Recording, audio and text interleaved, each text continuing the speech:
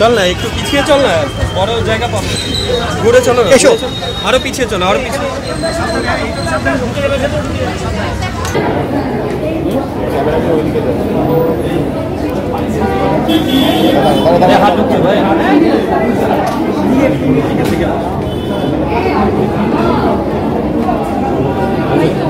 Thank you.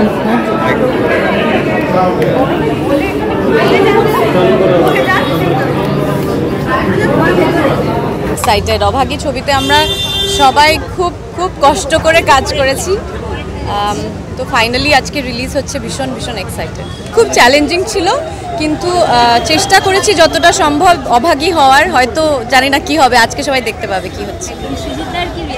সৃজিতদা তো ছবিটা কেউ তো দেখলোই না ছবিটা, তো হ্যাঁ মানে আজকে যারা দেখবে তারা হয়তো একটা রিয়াকশন দিতে পারবে। হ্যাঁ হ্যাঁ,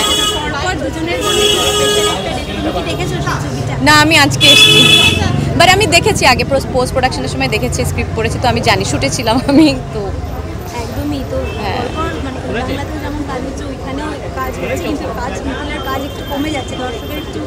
আমি সবসময় কম কাজ করি, আমি অনেক বেশি কাজ করতেই পারি না, কারণ অভিনয়টা আমার ফুল টাইম প্রফেশন না।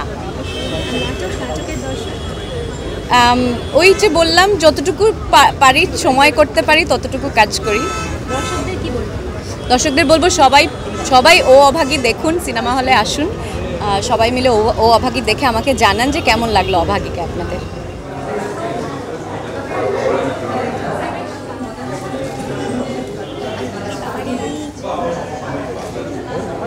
এবার আমাকে নিয়ে যতগুলো মানে আমার কাছে যতগুলো প্রশ্ন করা হয়েছে শ্রীকুমারজি দিয়ে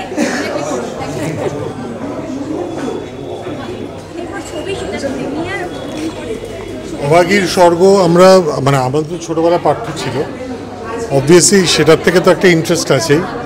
আর এছাড়া মিথিলা কলকাতা যে কয়েকটা কাজ করেছে প্রত্যেকটা আমি গিয়ে দেখেছি, এটাও দেখতে এসেছি, কারণ আমার মনে হয় মিথিলা খুব গুণী একজন অভিনেত্রী এবং বাংলাদেশের বিপুল কাজের একটা সম্ভার আছে। এখানে ও অতটা কাজ করেনি, কিন্তু যতটুকু করেছে খুব সিলেক্টেড কাজ করেছে এবং ইন্টারেস্টিং কাজ করেছে।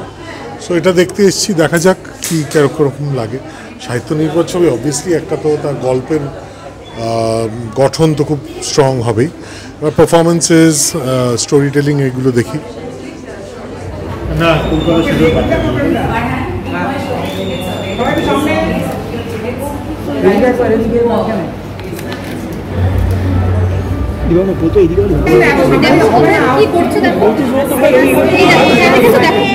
আমারও মারছে ভাই,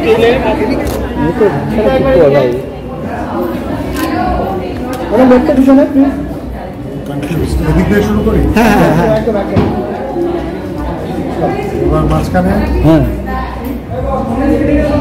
বাঁদিকে, ঠিক আছে।